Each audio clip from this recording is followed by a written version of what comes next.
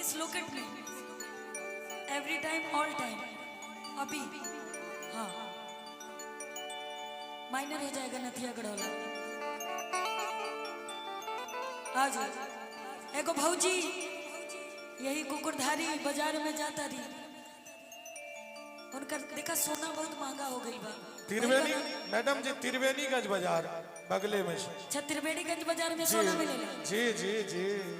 अब गावे अब अगर बोलबा ना तो सवेरे चल के भौजी के उठाई और जाके सोनार के दुकान पर बैठाई, कम से कम 2-4-10 लाख के सोना। जी जी ठीक है अब गावे उधारे तारा के उधार क्यों देबे न करी, बदला में कहीं हमरा मेला में 10 दिन झूला लगा दे।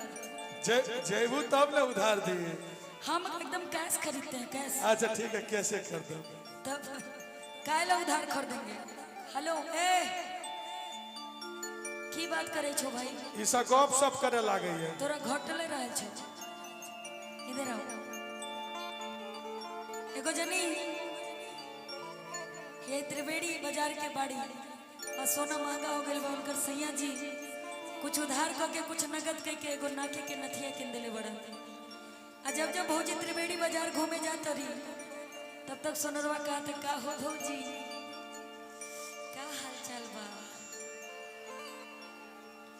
देबू पैसा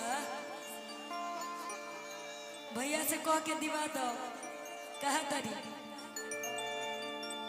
कि राह चलीला त टोकेला सोनार सैया जी, अरे राह चलीला त टोकेला सोनार सैया जी, काहे नथिया गढ़वला उधार सैया जी, काहे नथिया गढ़वला उधार सैया जी, राह चलीला त टोकेला सोनार सैया जी,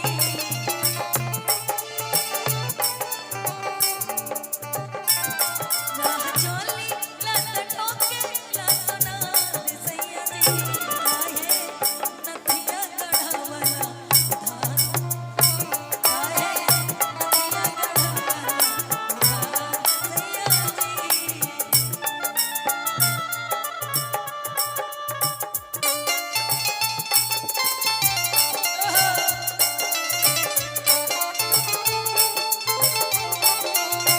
भैया हेलो सुन लीजिए, आवाज नहीं मिल रहा है क्या? आवाज नहीं मिल रहा है। इसी पे वो मेहरारू कहा तरी सैया जी से सुना, उधार गढ़वला नथिया